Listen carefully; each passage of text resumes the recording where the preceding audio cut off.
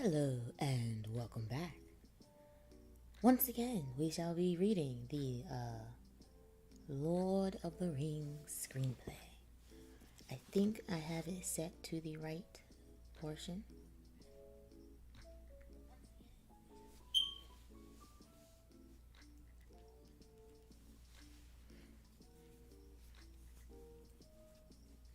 The Fellowship tumble out of the Great Eastern Gate onto a grassy, sunlit hillside. Sam, Merry, and Pippin fall slowly to the ground, sobbing. Angle on. Aragorn turns to Legolas and Gimli. Legolas, get them up. Give them a moment for pity's sake. By nightfall, these hills will be swarming with orcs. We must reach the woods of Lothlorien. Come, Boromir, Legolas, Gimli, get them up onto your feet. Sam. Boromir glances towards Frodo, then back at Aragorn. Frodo is walking away as if in a daze. Frodo? Frodo! Close on. Frodo slowly turns, a look of numb shock on his devastated face. The Fellowship marches on. Aragorn scours ahead of the company as they stumble on in the fading light. In the distance, the shimmer of a large forest can be seen. Lothlorien. Wide on. The Fellowship run across the forest floor, strewn with yellow flowers. Above is a roof of golden leaves, held up by silver pillars, the trunks of huge gray trees. Angle on. Legolas, taking in the surroundings as if a return home. The Lothlorien, the fairest of all the dwellings of my people. There are no trees like the trees of this land, for in autumn the leaves fall not, but turn to gold. Not till the spring comes, and the new green opens do they fall, and then the boughs are laden with yellow flowers, and the floor of the wood is golden, and the golden is the roof. Nope. And the floor of the wood is golden, and golden is the roof, and its pillars are of silver, for the bark of the trees is smooth and gray. So still our songs in Mirkwood say. In contrast, Gimli looks nervously around. Stay close, young hobbits. They say a great sorceress lives in these woods, an elf witch of terrible power. All who speak upon her fall under her spell. Frodo hesitates. A strange voice whispers in his ear. Frodo, we are never seen again. Your coming to us is as the footsteps of doom. You bring great evil here, ring-bearer. Mr. Frodo? Well, here's one dwarf she won't ensnare so easily. I have the eyes of a hawk and the ears of a fox. The Fellowship are suddenly surrounded by armed elves. Deadly arrows are aimed at their heads. Haldir, the elvish captain, steps forward. The dwarf breathed so loud we could have shot him in the dark. Night is deepening amongst the windy trees. The Fellowship stands on a platform in the trees. Haldir greets them. Welcome, Legolas, son of Thranduil. Our Fellowship stands in your debt, Haldir of Lorien. Haldir glances at Aragorn. Aragorn, of the Dúnedain, you are known to us. Haldir. So much for the legendary courtesy of the elves. Speak words we can also understand. We have not had dealings with the dwarves since the dark days. And you know what this dwarf says to that? Ishkakli, Darungano, I spit on your grave. Aragorn takes Gimli by the arm. That was not so courteous. Haldir moves on to Frodo. You bring a great evil with you. You can go no further. Haldir walks away. Angle on. Sam and Pippin turn to look at Frodo. Frodo appears uncomfortable. The fellowship sit while Aragorn speaks with Haldir. We need your protection. The road is fell. Haldir whispers back inaudibly. I wish we may come with you. Haldir answers quietly, again, so that only Aragorn can hear his words. Please understand, we need your support. Angle on. Frodo looks to the remainder of the fellowship. As they meet his eyes, they look away, as if he has become a scourge to them. Aragorn continues to argue loudly with Haldir. Frodo, looking at his friends, sees blame that does not truly exist anywhere but in his mind. He is alone, it seems. He's alone, it seems. Aragorn pleads with Haldir. The road is very dangerous. Boromir approaches Frodo. Gandalf's death was not in vain, nor would he have you give up hope. You carry a heavy burden, Frodo. Don't carry the weight of the dead.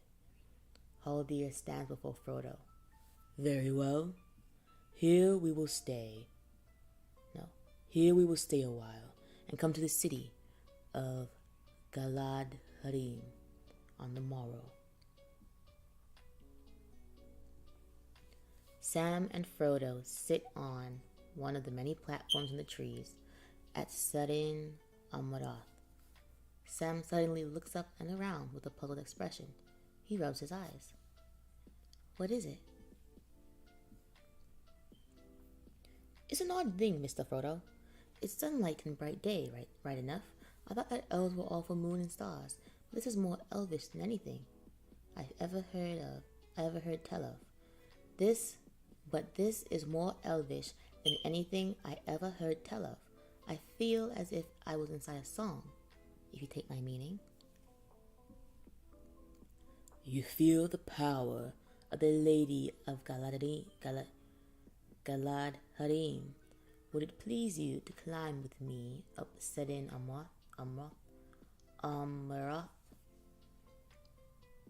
Frodo and Sam follow Haldir up a long series of platforms until they reach the pinnacle of the trees.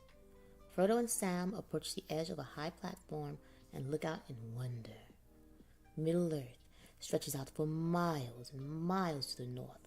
Far to the north, a shadow lingers over the forest of Mirkwood. Haldir points the hobbit's gaze to the dark clouds. There lies the fastness of southern Mirkwood. It is clad in a forest of dark fir, where the trees strive one against another, and the branches rot and wither. In the midst, upon a stony height, stands Dol Guldur, where long the hidden enemy had his dwelling. We fear that now it is inhabited again, and with power sevenfold. A black cloud lies often over it of late. Now we pan on with a wide shot from Orthanc to the west, across a magnificent view to Mordor and Barad-dûr in the east.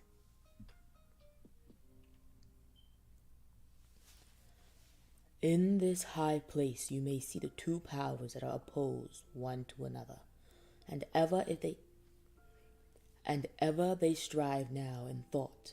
But whereas the light perceives the very heart of the darkness, its own secret has not been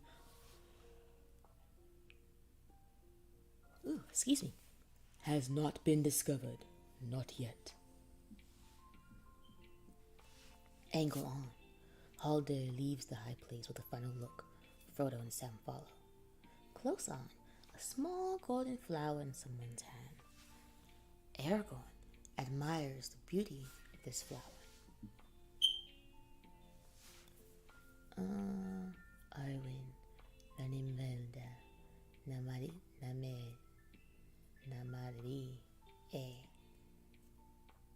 however you say it with no translation. Continuing on. Angle on. Frodo approaches. Aragorn sighs and then turns to Frodo and smiles.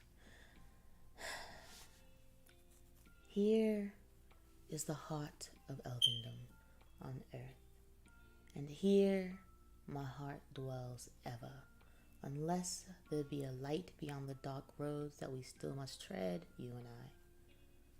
Do you believe we may yet succeed in our quest? We shall endure to the last.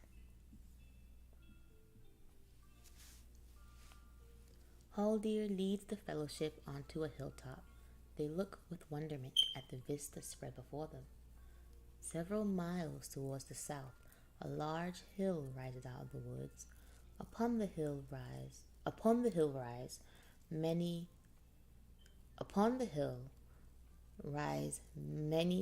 mighty malorn trees, taller than any others. Nestled high in the crown of the malorns is a beautiful city. It gleams in the low rays of the late afternoon, green, gold, and silver.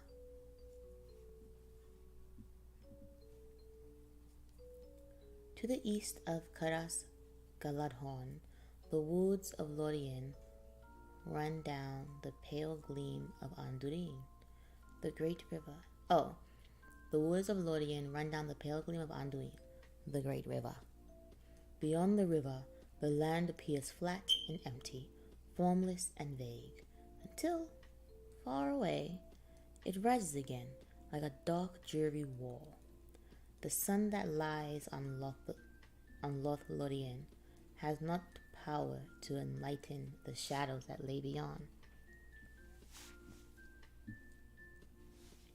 Karas Galadon, the heart of Elvindom on earth. This is the city of Galadharim, where dwell the Lord Celeborn, and of Galadriel, Lady of Light. Angle on. The fellowship step onto a wide fleet filled with a soft light. The walls are green and silver, the roof gold, and in its midst is the trunk of the mighty Malorn tree. I think I'm saying melon. Malorn tree, now tapering towards its crown. Celeborn steps forward to greet the guests. His hair is long and silver, his face grave and beautiful, with no sign of age upon it. Next to him stands Galadriel, the Lady of the Elves. She has hair of deep gold and timeless, unsurpassed beauty. Celeborn looks at Aragorn. The enemy knows you have entered here. What hope you had in secrecy is now gone. 8 there are from here, yet 9 there were set out from Rivendell. 8 there are here, yet 9 there were set out from Rivendell. Tell me, where is Gandalf? For I much desire to speak with him. I can no longer see him from afar. Frodo looks at Galadriel standing silently beside Celeborn. Gandalf the Grey did not pass the borders of this land. He has fallen into shadow. He was taken by both shadow and flame, a Balrog of Morgoth, for we went needlessly into the net of Moriah. The fellowship bow their heads in sadness at the memory of Gandalf. Celeborn appears surprised. Needless were none of the deeds of Gandalf in life. We do not yet know his full purpose. Galadriel surveys the face of the fellowship. Gimli looks up as Galadriel addresses him. Do not let the great emptiness of Khazad-dûm fill your heart, Gimli, son of Gloin, for the world has grown full of peril, and in all lands love is now mingled with grief. Angle on. Galadriel looks over the fellowship again to meet her gaze with Boromir's. Boromir is suddenly fearful and nervous. Galadriel's eyes piercing Boromir. Boromir turns away from her. Galadriel's gaze remains on him for a moment, before turning to Celeborn. What now becomes of this fellowship without Gandalf, hope is lost. Galadriel looks to Aragorn. The quest stands upon the edge of a knife. Stray but a little, and it will fail, to the ruin of all. Yet hope remains, while the company is true. Galadriel's eyes settle on Sam. Do not let your hearts be troubled. Go now and rest, for you are weary with sorrow and much toil. Galadriel's eyes turn to Frodo. Her voice fades. Tonight, you will sleep in peace. Welcome, Frodo of the Shire. Frodo looks at Galadriel. Galadriel, as she is on the other side, powerful, divine, no longer of this world. A piercing white light surrounds her. One who has seen the eye.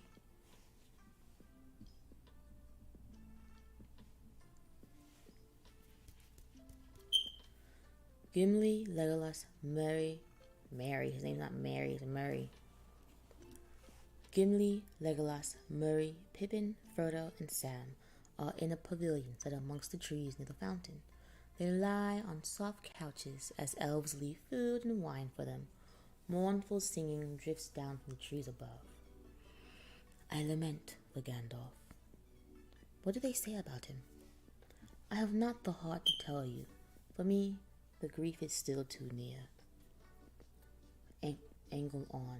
Frodo lies in his bed, watching the others. Sam works with Pippin. I bet they don't mention his fireworks. There should be a verse about them.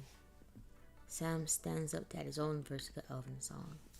The finest rockets ever did they burst into stars of blue and green, or after thunder, silver showers come falling like a rain of flowers. Oh, that doesn't do them justice by a long road. Sam sits down, frustrated and disappointed with himself. Angle on. Boromir is not alone. Aragorn approaches him. Take some rest. These borders are well protected. I will find no rest here. I heard her voice inside my head. She spoke of my father and the fall of Gondor. She said to me, even now there is hope left, but I cannot see it. It is long since we had any hope. Boromir looks at Aragorn in despair. My father is a noble man, but his rule is failing, and our people may lose faith. He looks to me to make things right, and I would do it. I would see the glory of Gondor restored. Have you ever seen it, Aragorn? The white tower of Ecthelion, glimmering like a spike of pearl and silver? Its banners caught high in the morning breeze. Have you ever been called home by the clear ringing of silver trumpets? I have seen the white city long ago. Boromir feels Aragorn's love for Minas Tirith and takes heart. One day our paths will lead us there, and the Tower God will take up the call. The Lords of Gondor have returned. Aragorn returns Boromir's smile, betraying his disquiet sadness only when Boromir looks away. The Fellowship are asleep on the beds. Gimli is snoring loudly. Bare feet tread soundlessly across the lawn.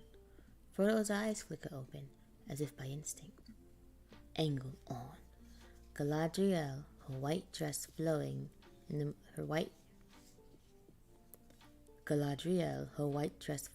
moonlight, glances at him. Frodo follows her as if drawn by invisible force.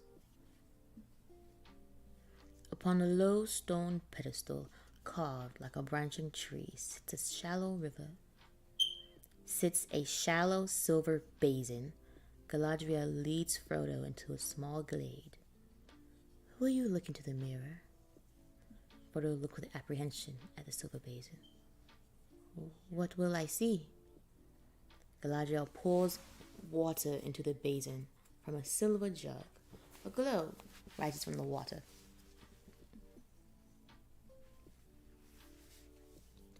Even the wisest cannot tell, for the mirror shows many things, things that were, things that are, and some things that have not yet come to pass.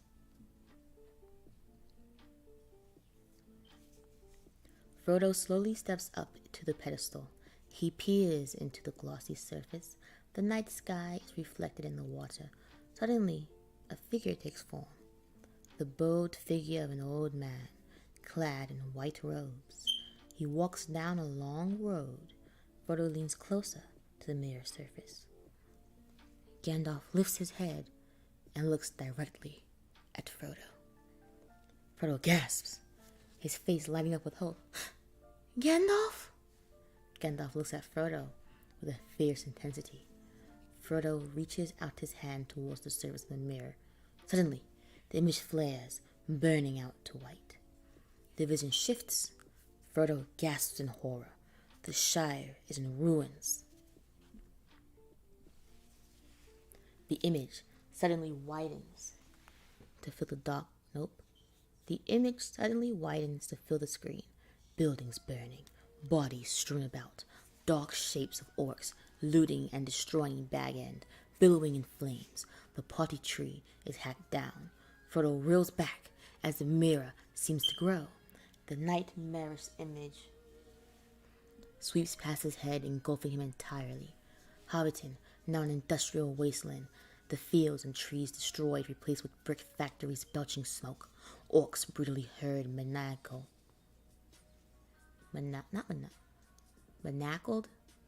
Orcs brutally herd manacled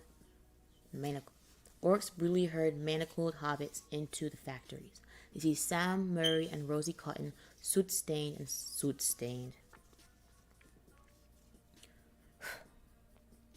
We see Sam, Murray, and Rosie Cotton, soot-stained and sobbing. They disappear into the factory hellhole. Suddenly, the mirror goes dark, and out of the black abyss, a single eye grows. Close on, Frodo is frozen, unable to move or cry out. The ring dangles from his neck, inches above the water, not shimmering with curls of steam. Fire erupts around the eye. With a yell, Frodo pushes himself away from the pedestal and collapses on the ground. Light instantly fades from the mirror. Frodo comes to his senses. He is shocked. Galadriel stands still as a statue, unmoved, untouched by the horror.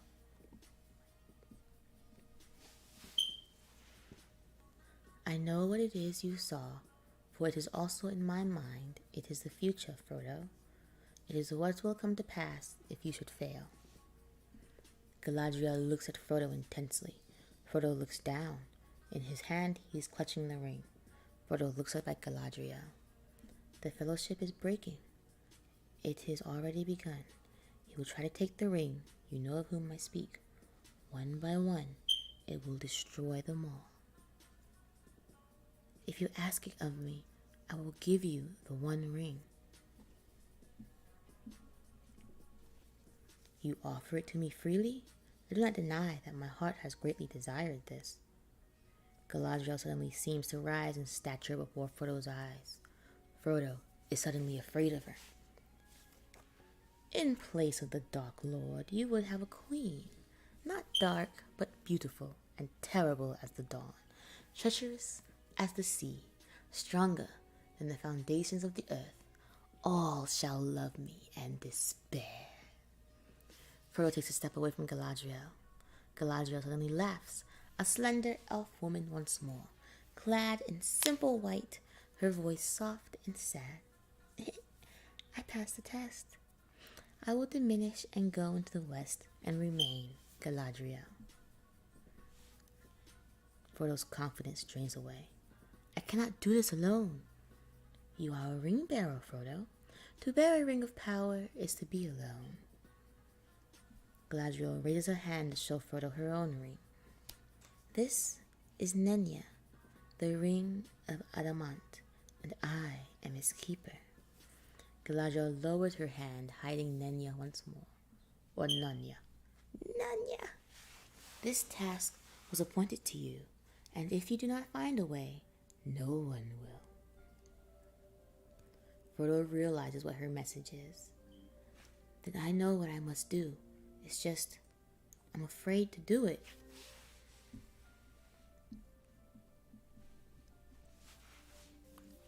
Galadriel kneels down to Frodo's height, staring at him intently. Even the smallest person can change the course of the future. The ring lies in the palm of Frodo's hand. His fingers close over it.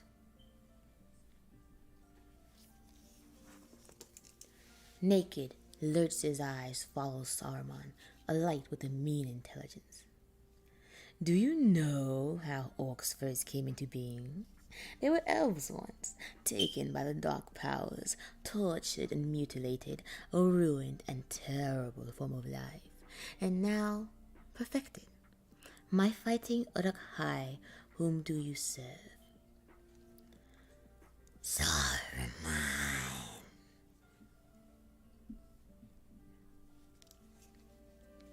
Quick cuts. Lurtz is quickly armored. Breastplate, leg guards, helmet, a sword is thrust in Lurtz's hand.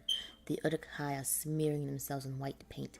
A creepy, ritualistic ceremony.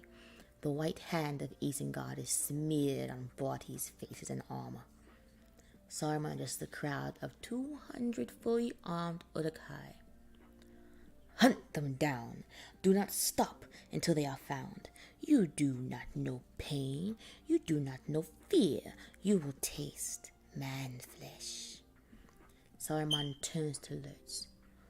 One of the halflings carries something of great value. Bring them to me alive and unspoiled. Kill the others. Lurtz is leading 200 Uruk-hai out of Isengard. They run fast, their powerful legs carrying them at speed. The mists of morning lay heavily along the river. Bare-branched trees arched through the fogs, stray beams of light falling on the garden. Where did that word come from? The mists of morning lay heavily along the river. Bare-branched trees arched through the fogs, stray beams of light falling on the cold blue waters.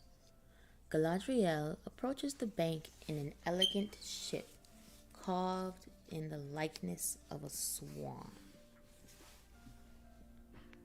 A green silver-veined elven leaf brooch is clasped. Elves clasp elven cloaks around on the fellowship, each with a leaf brooch. Never before have we clad strangers in the garb of our own people. May these cloaks help shield you from unfriendly eyes.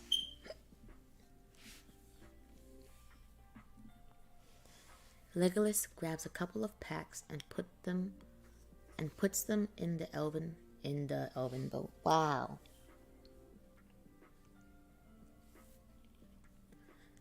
Legolas grabs a couple of packs and puts them in an elven boat. Merry and Pippin look up as he pulls a small piece of bread from one of the packs. Elvish way bread. He takes a bite. One small bite is enough to fill the stomach of a grown man. He stuffs the remaining piece back in the pack and places it on the boats. Merry and Pippin nod as he walks away. How many did you eat? 4. Merry nods and picks at his teeth. Pippin belches and goes on. The fellowship continue to load the boats for the journey. Legolas helps Gimli into the boat. Sam crawls into another boat and quickly reveals he has no measure of sea legs. Every league you travel south, the danger will increase. Mordor orcs now hold the eastern shore of the Anduin, nor will you find safety on the western bank. Strange creatures bearing the white hand have also been seen on our borders. Seldom do orcs journey in the open under the sun, yet these have done so.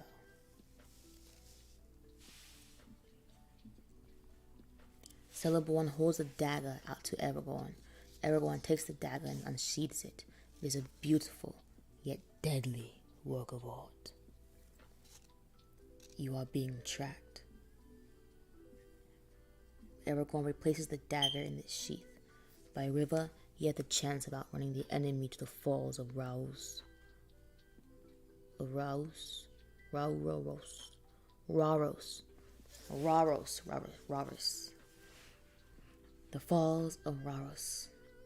The fellowship on 3 small elven boats. Elves quietly watched them depart. Close on, Legolas remembering. My gift for you, Legolas, is a bow of the Galadharim.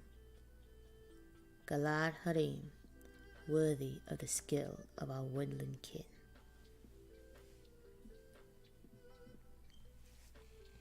Legolas lifts an elegant bow and tests its strength. Galadriel smiles and walks to Merry and Pippin. Merry removes a dagger from its sheath and gazes upon it. These are the daggers of the Noldoreen. They have already seen service in war. Pippin looks upon his gift with the fear he may have to use it. He casts his eyes upon Galadriel.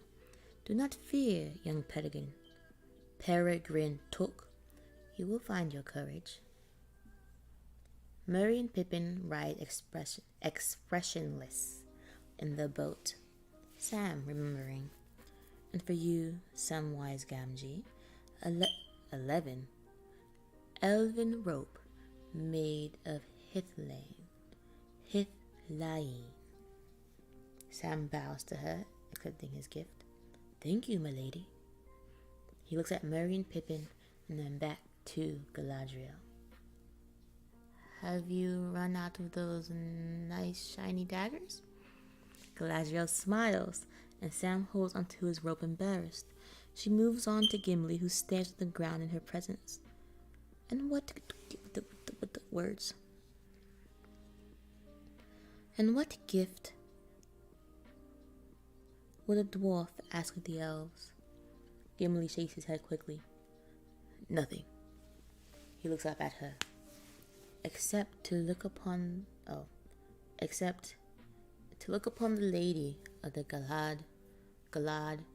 Galadharim one last time, for she is more fair than all the jewels beneath the earth.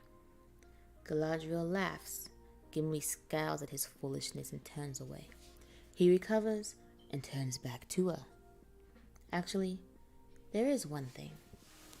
No, I couldn't. It's quite impossible. Stupid to ask. Gimli rides silently before Legolas. He closes his eyes, allowing the memory to flood into his head. I have nothing greater to give than the gift you already bear. For her love, I fear the grace of Arwen Evenstar will diminish. I would have her leave these shores and be with her people. I would have her take the ship to Valinor. That choice is yet before her. You have your own choice to make, Aragorn. To rise above the height of all your fathers since the days of Elendil, or to fall into darkness with all that is left of your kin. Farewell. There is much you have yet to do. We shall not meet again, Elessar.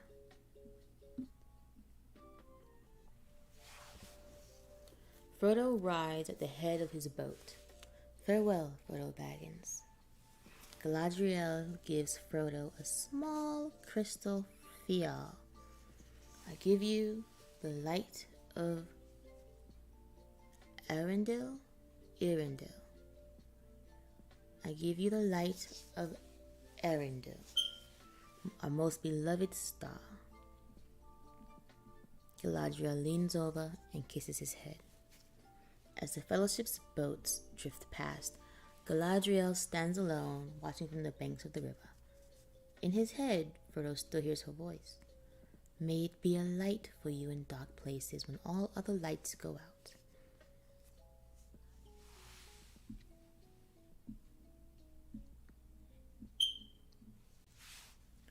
I have taken my worst wound at this parting, having looked at my having looked my last upon that which is fairest. Henceforth I will call nothing fair unless it be her gift to me. What was her gift? I asked her for 1 hair from her golden head. She gave me 3. Legolas smiles.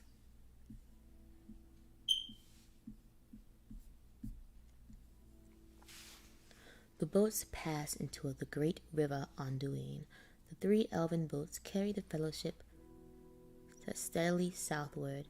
Green trees slowly give away. Green trees slowly give way to a brown and withered land. The Uruk forces are running through the trees with deadly purpose. A flock of birds circle high above, black against the pale sky. Aragorn watches them with concern. The 3 boats are safely stored on the bank out of the water. Boromir hides behind a rock, watching the river. A log floats down the river.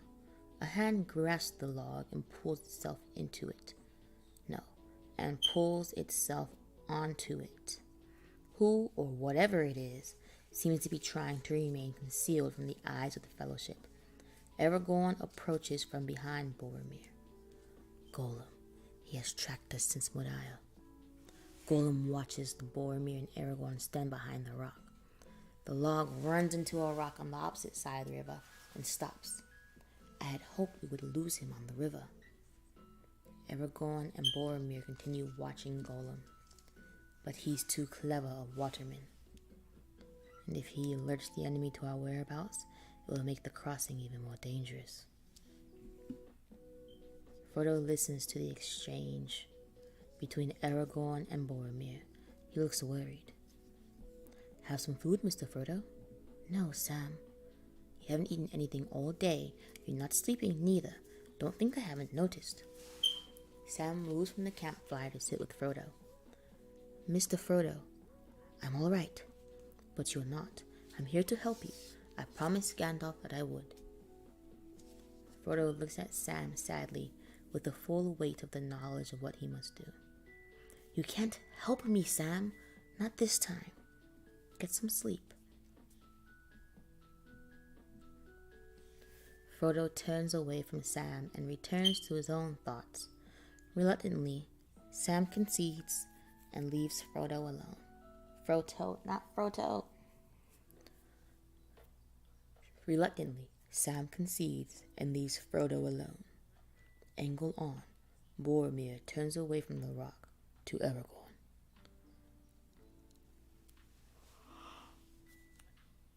Oh, excuse me. Minas Tirith is the safer road. You knew that. You knew that? No, you know that. From there, we can regroup, strike out for Mordor from a place of strength. There is no strength in Gondor that can avail us. You were quick enough to trust the elves. Aragorn doesn't respond, but listens impatiently. Have you so little faith in your own people? Yes, there is weakness, there is frailty, but there is courage also, and honor to be found in men. But you will not see that. Aragorn turns away from Boromir. Boromir grabs Aragorn's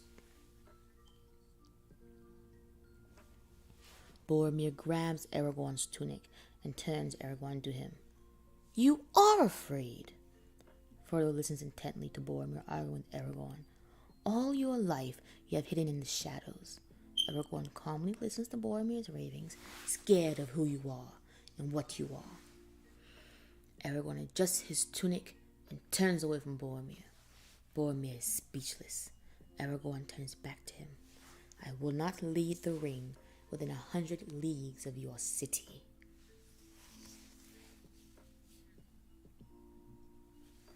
Angle on Boromir, still feeling the defeat from the previous evening, paddles down the river along with the rest of the fellowship. He glances scathingly towards Aragorn. Aragorn refuses to return his glance.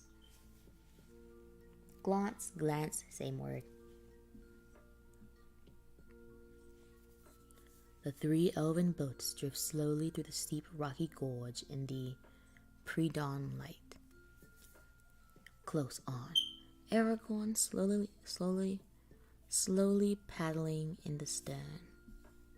Frodo. Frodo slowly looks up, his eyes widening with amazement. 2 enormous rock statues. What the heck is a statue? 2 enormous rock statues, towering like 300-foot pinnacles on either side of the river, carved images of Gondorian kings of old. They loom over the boats with power and majesty. The Argonath. Close on, Aragorn, strangely moved by the beauty of the silent sentinels, he speaks almost as if to himself. Long ago, I desired to look upon the kings of old, my kin. The fellowship stared in stunned silence as the current takes them through the narrow gap at the statues' feet, craning up past the statues' vast crumbling heads to reveal a large lake only a mile downriver.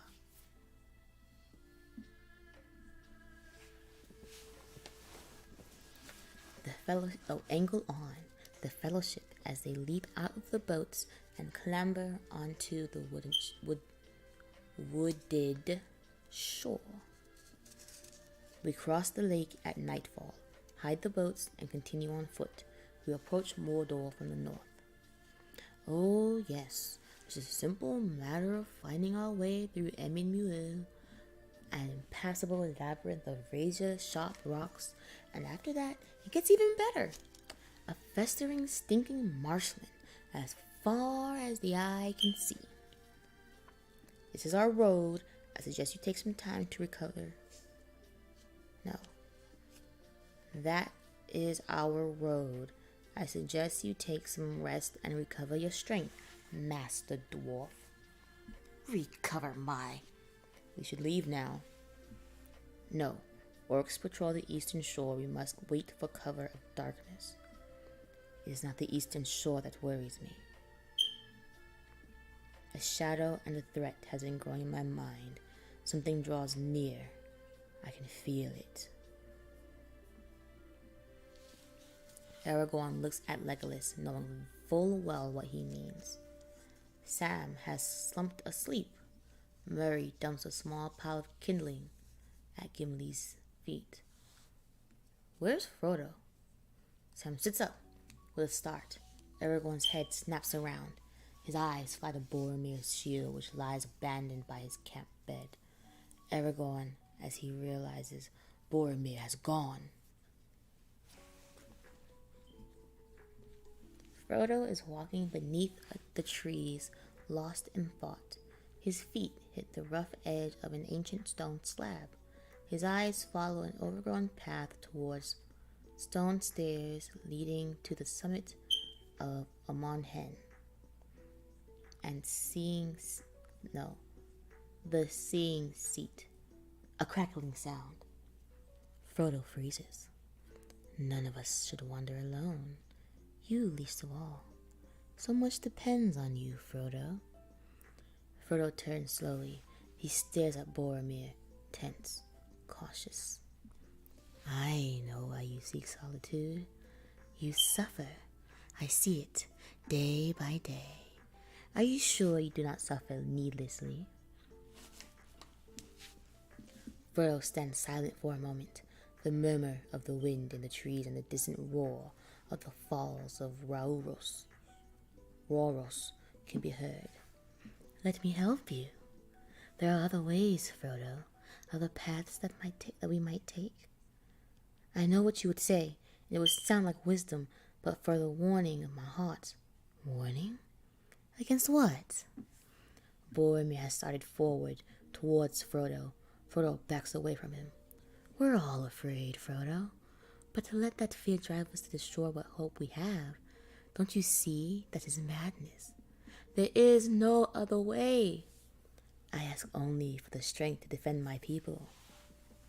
If you would but lend me the ring. No! Frodo steps hurriedly away from Boromir. Why do you recoil? I am no thief. You are not yourself.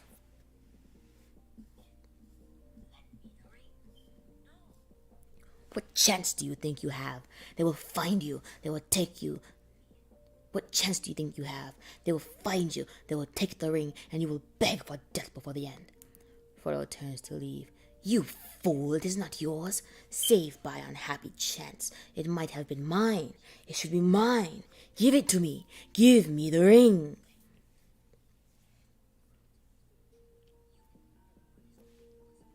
Boromir leaps on top of Frodo. Boromir leaps on top of Frodo, grasping for the ring. Frodo has only moments to act.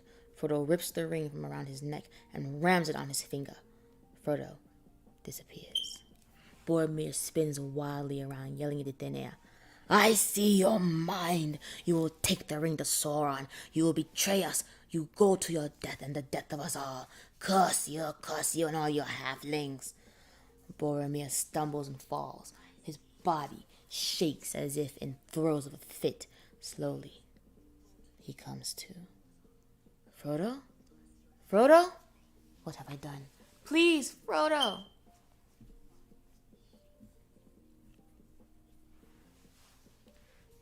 In the Twilight World, Frodo races through the misty twilight world, past the foggy shapes of twisted trees. Somewhere behind him, Boromir's distraught voice carries, as if from another dimension. I'm sorry, Frodo. Frodo! Frodo suddenly finds himself on the stone steps. He clambers up the stairs onto a high seat perched on 4 stone pillars. Frodo cowers on the seat like a lost child upon the throne of mountain kings. The world of mist swirls around him. Frodo peers out from the seat. The world seems to shrink in all the directions. Views from far-off lands telescope towards him through the mist. Images of orcs spilling out of holes in the misty mountains. Flames rise from Mirkwood. Grim-faced Easterlings march to war. Black ships sail to the south. All the power of the Dark Lord is in motion. Frodo moves his gaze to the east. Fire explodes against... Really? I said fire? Fire explodes against the smoke as a huge mass of black battlements fills Frodo's vision. The mountain, wow.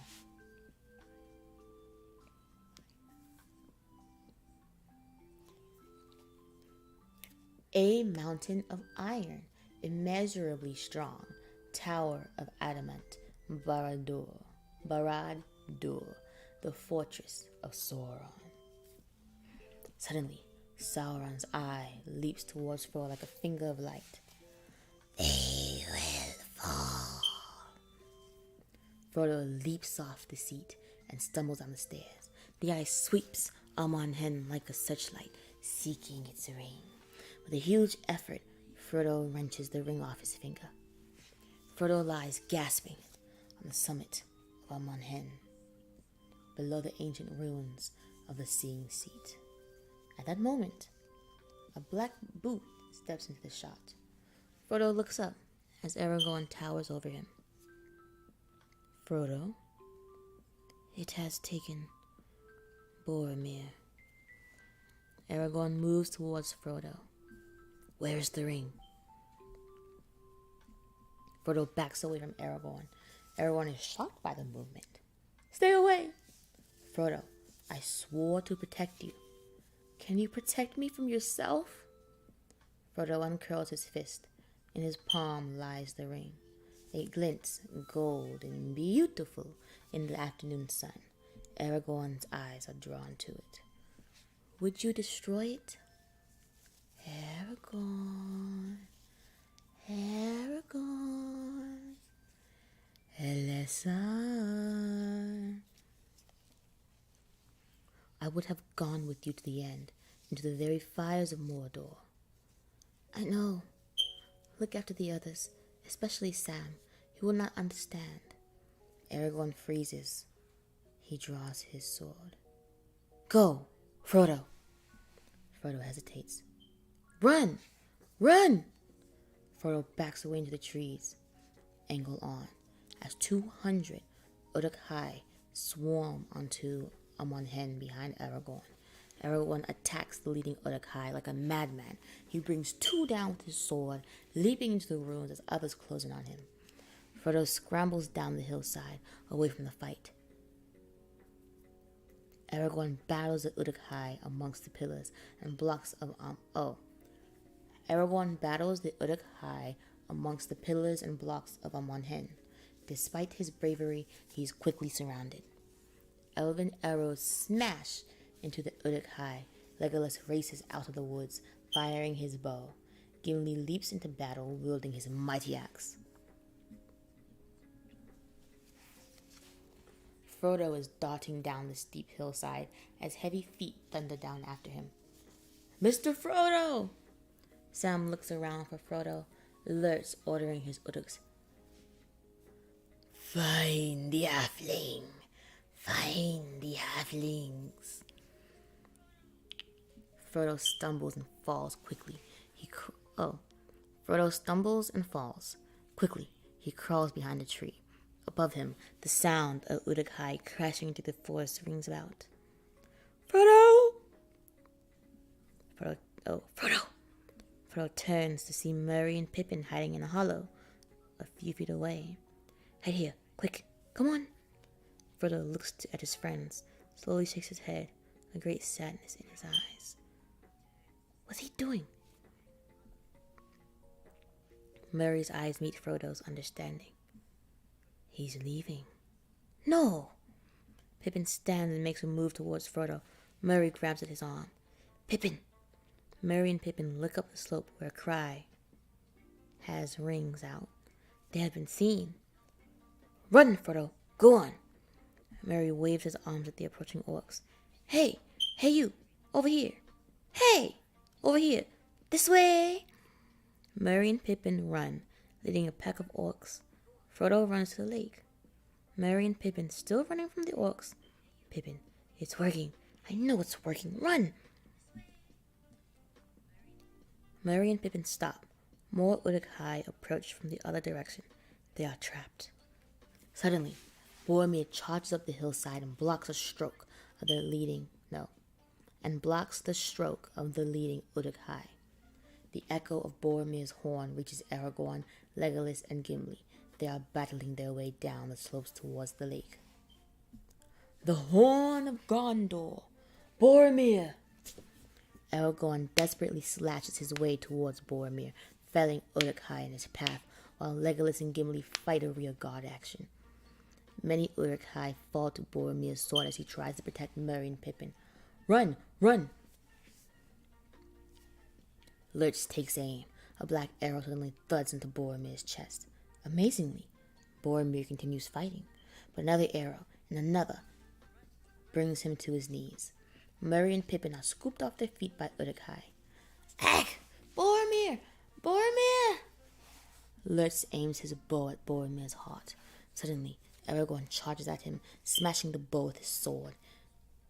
They lock into a deadly battle. Aragorn cuts Lurch down and races towards Boromir, who lies slumped against a tree, Uruk-hai arrows sticking out of his chest.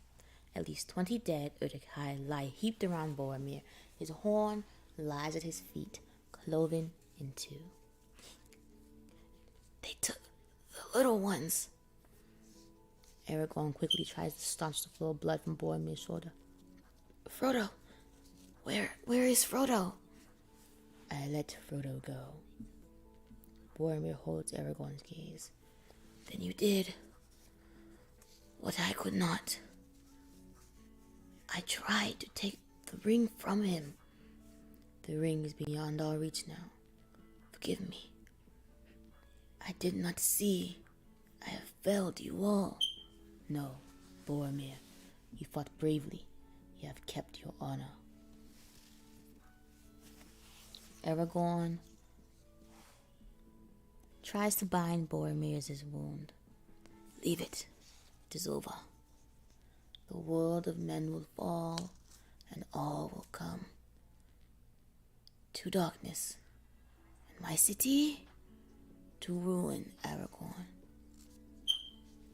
I do not know what strength is in my blood, but I swear to you, I will not let the White City fall, nor your people fail.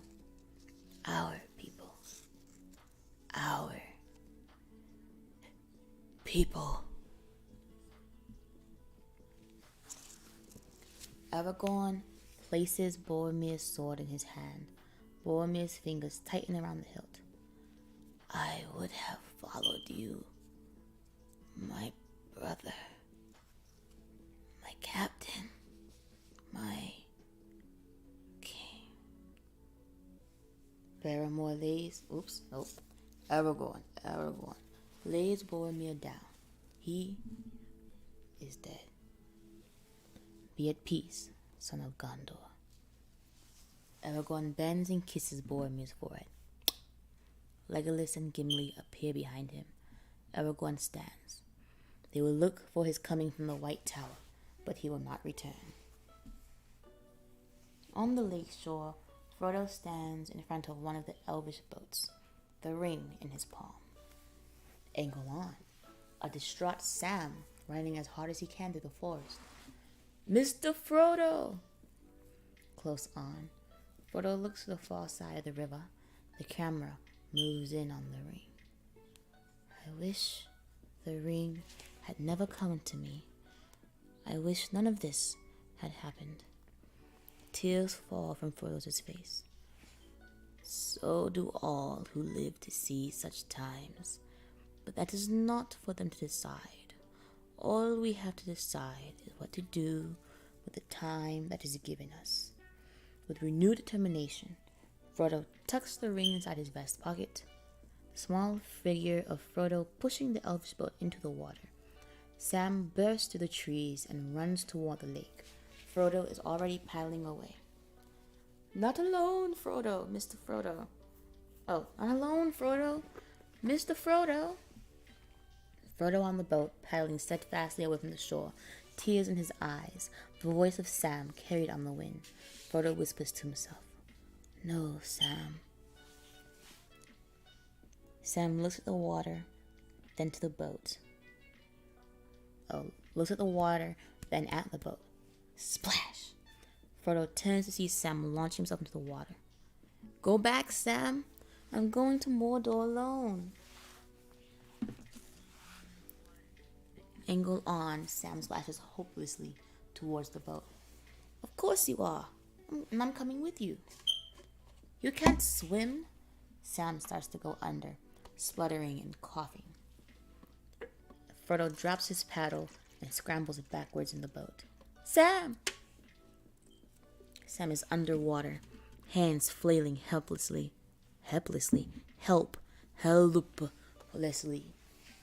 as he sinks. Frodo's hand grasps Sam's. Frodo pulls a bed-raggled and half-drowned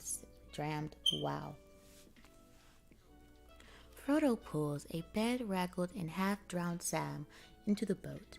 Frodo and Sam look at each other, out of breath, tears and water streaming down both their faces. "I made a promise, Mr. Frodo, a promise. Don't you leave him, Samwise Gamgee. And I don't mean to. "Oh, Sam." Frodo starts to laugh through his tears. The two friends hug. "Come on, then." The two hobbits row through the water.